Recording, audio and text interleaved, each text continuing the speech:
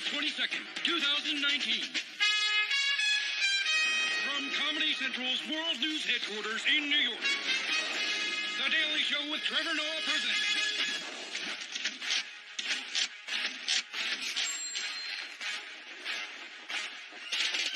Crazy Rich Nation. Robert Kraft. Last month, the billionaire New England Patriots owner was charged with paying for hand jobs at a Florida massage parlor. Well, today, he might have gotten his happy ending.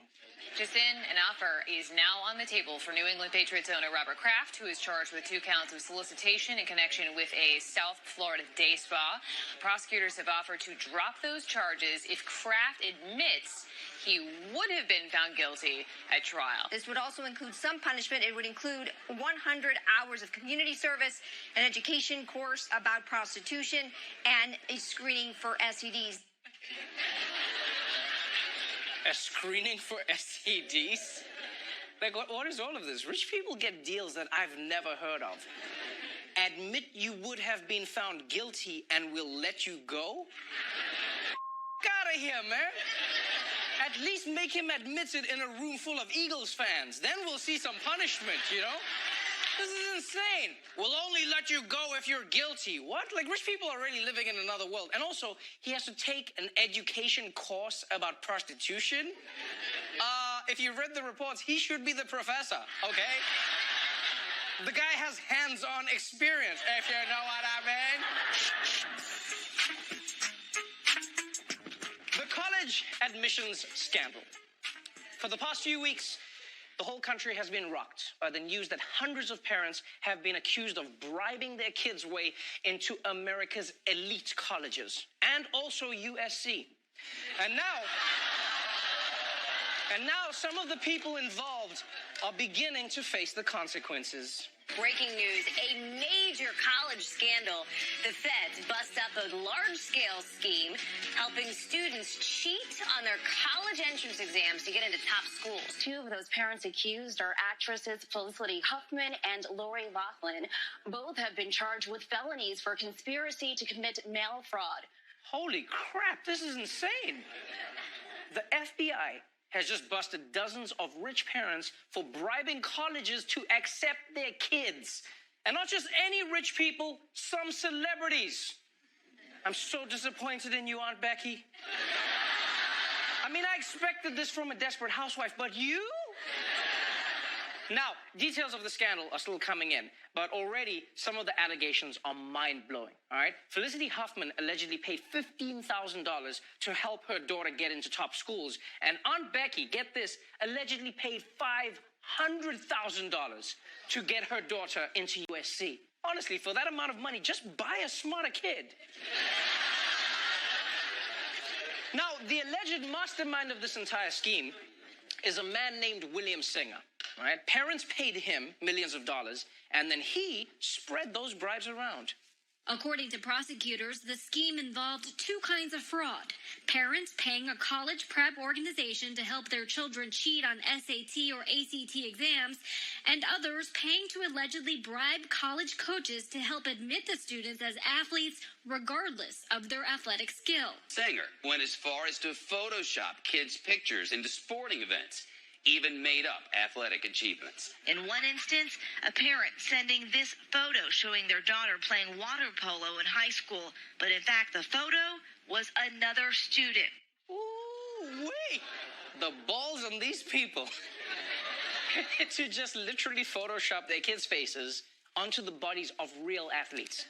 And I also can't believe nobody noticed this. Because the parent was just there like, we're so proud of our little Joshua. He is like, here he is during the state championship game. And here he is in the spring when he won the gold medal at the track meet. So reportedly, these college coaches would take bribes to pretend that they needed these non-athletes on their teams. And then once the kids got into the school, the kids would just never play. A wiretap transcript details a father and Singer creating a plan to trick USC into thinking his son was a football kicker. The father laughing, telling Singer, "That's just totally hilarious," admitting his son's high school doesn't have a football team. The FBI says some parents disguised their payments to Singer as contributions to a charity he ran so they could deduct the payments on their income taxes. Wow. Wow. So not only were they laughing about scamming these schools, it turns out they were also scamming the IRS. How greedy can a person be? Because, I mean, they're already committing bribery. And then on top of that, they claim it was to charity to get their bribes back from the IRS. Like, they just added a bonus crime to the crime that they already committed. That was not necessary. It's like you're robbing a bank, and then on the way out, you start stealing the pens while I'm here. So these parents could be facing some pretty serious time. Knowing them, they're probably trying to bribe their way into the best prisons, you know?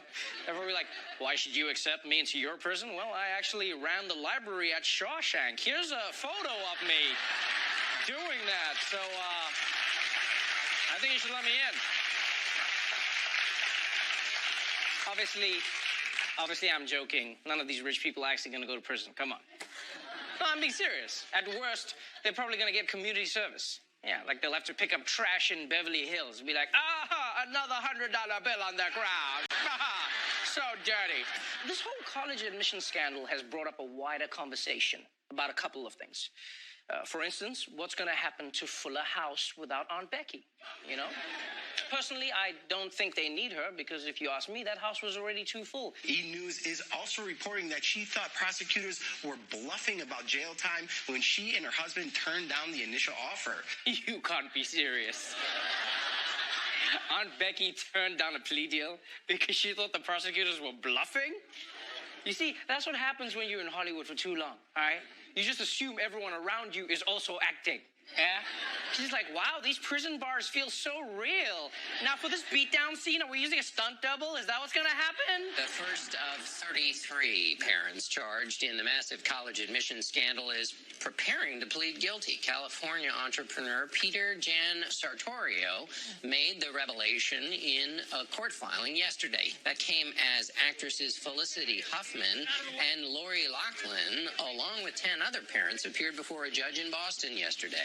When she arrived in Boston Tuesday, the Full House star was seen signing autographs for fans. Lori, pay for my tuition, Lori!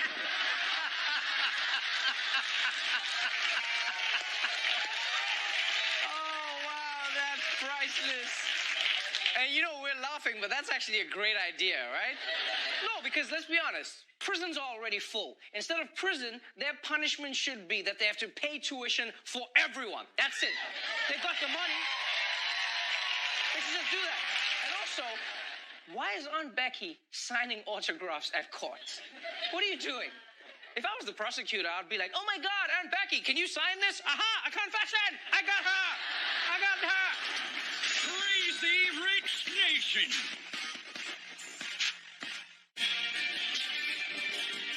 Crazy Rich Nation.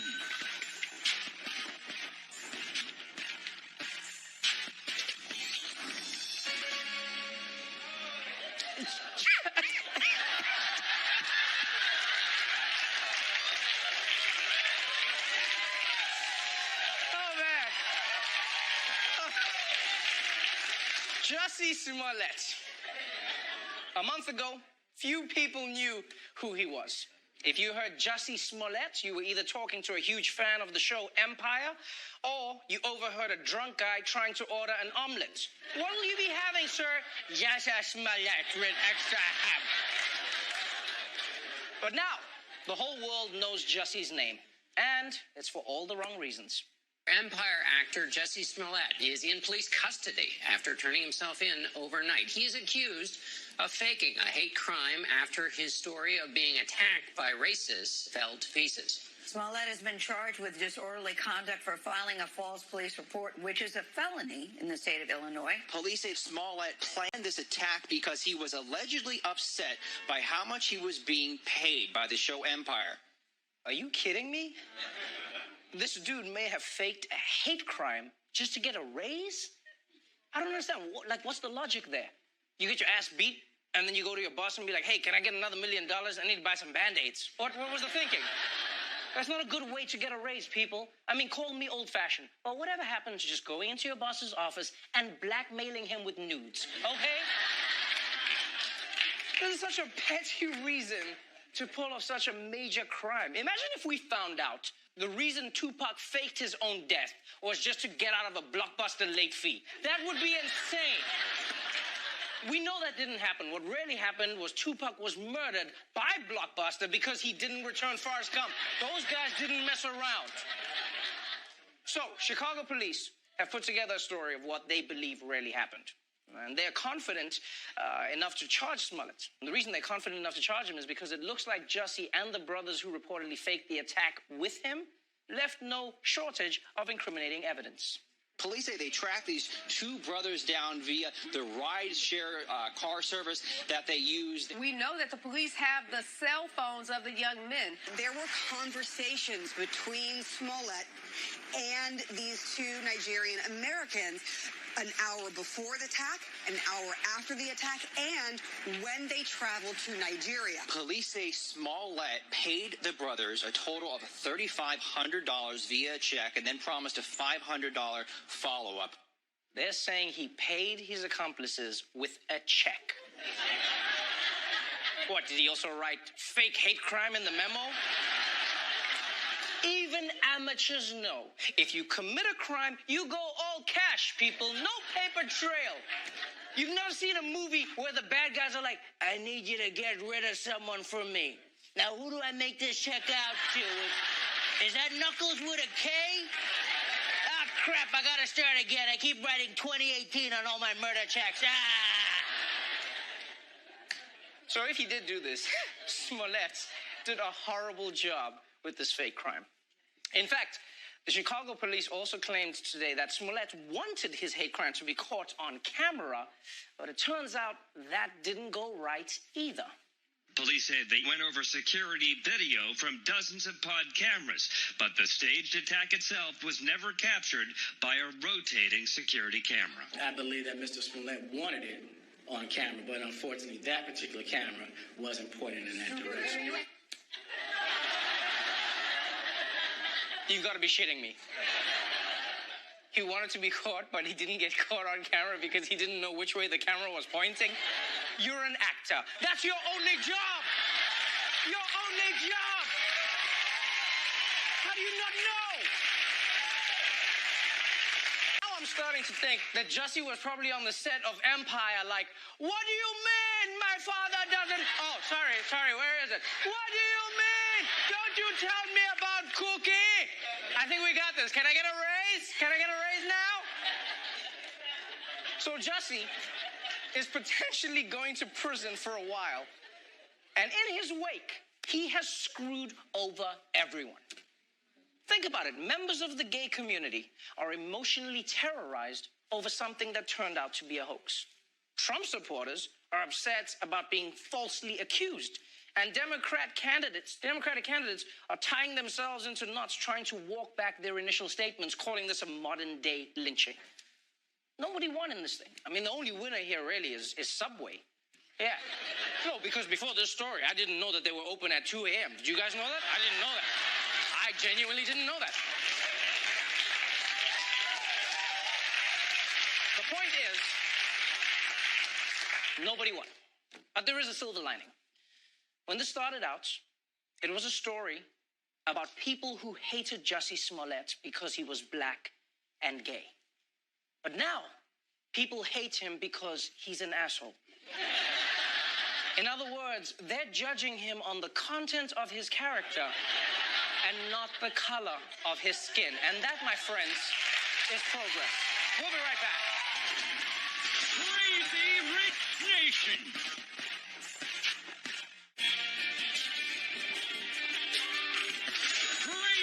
Rich Nation. Socialism. It's starting to get more popular in America. And it's making Fox News more afraid than Mike Pence at a screening of Bohemian Rhapsody. The rise of socialism has never been more clear. Now you have AOC and you have 100 of these members of Congress openly embracing this. Socialism is not only dangerous, but it is also evil. This Green New Deal, this is sugar-coated socialism. It's like sugar-coating poison, sweet at the front, deadly at the end. Ooh, sweet at the front, deadly at the end. You talking about socialism or Willy Wonka's chocolate factory? What are you talking about? Yeah, that was deadly at the end. You know how many kids died? We don't talk about that. That's not a children's story. It's a horror movie with fun music. For more on the rise of socialism in America, we turn to a man who always makes me pay for dinner, my friend Neil Brennan, everybody.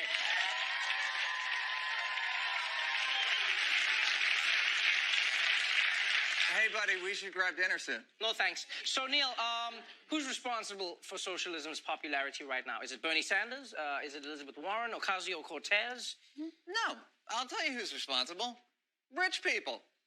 Rich people have done more for socialism than Bernie, AOC, and Elizabeth Warren combined, which, by the way, would be a very unpleasant-looking person. Take that away. Take that away. Okay, but Neil, I don't understand. How can rich people be responsible for socialism if they hate it? Because they keep rubbing their money in people's faces with their tax dodging and wealth flaunting and financial corruption. When it comes to socialism, I don't blame Uncle Bernie. I blame Aunt Becky. It wasn't enough that she's a TV star and married to a millionaire. She still had to scam her daughter's way into college. You had everything. Why cheat? It's like if the Hulk got caught doing steroids. For what? Hulk, no. Steroids redundant. Also, Hulk ball shrink. Mrs. Hulk no happy. So when people see that admission scandal and then Bernie comes along and says, we should tax the rich and make college free, I get why Americans would think, yeah, college should be free. I agree with White Yoda. So you think socialism is just a natural reaction to capitalism that's run amok? It's basically like putting up speed bumps because people are driving too fast. Yep, because rich people are out here Tokyo drifting with their dicks out. Look at Amazon. They wanted a new home for their corporate headquarters, so Jeff Bezos made cities audition for him like a spoiled king. Pittsburgh, entertain me. Birmingham, my feet are sore. Rub them. Cute, but I'm going with New York. And Amazon picked New York partly because New York offered them $3 billion. So if more New Yorkers are going socialist, don't blame AOC, blame Jeff Bezos. He's worth $144 billion. You know how rich that is? Even if you started earning $50 million a year, guess how long it would take for you to reach Jeff Bezos level? 2,880 years. Now imagine being that rich and still being like, yeah, I'll come to your city, but you got to give me money. Sweet Lord, that is super rich. I know. To get that money, LeBron would have to stay on the Lakers until the year 48 and 99. And they probably still won't make the playoffs. The Knicks won't either. By the way, having super rich people in charge doesn't help either. Last week, our billionaire president proposed cuts to Medicaid, the program that gives health insurance to the poor. This is a guy who can afford the best doctors in the world, and he still wants to take health care away from poor people. My God, the assholery. It's not enough you're already in the VIP section sipping Cristal. You also want to walk around the club slapping Bud Lights out of other people's hands. And yes, Bud Light is the Medicaid of beers. Dilly dilly. So when people see budget cuts like that, then hear Elizabeth Warren pitching Medicare for all, you can't be shocked when 57% of them are like, yeah, I'm with Senator Librarian on this. Because the best salesmen for socialism aren't the lefty politicians, it's the ultra-wealthy. Forget Che Guevara. We should put the real heroes of socialism on T-shirts. Rich Dick. Neil Brennan, everyone! Crazy Rich Nation!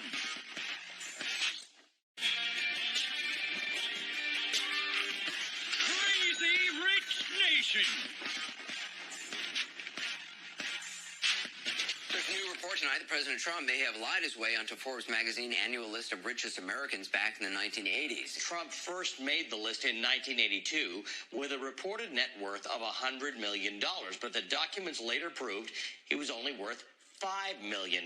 He lied about how many apartments the Trump Organization owned, how much the units were worth, and that Trump, not his father, owned the apartments. That's right. All the way back in 1982, Trump apparently got onto the very first Forbes list by lying about his net worth and claiming that the stuff that his dad owned was actually his. But it turns out that Trump's lie may have gotten him a whole lot more than just some flattering press.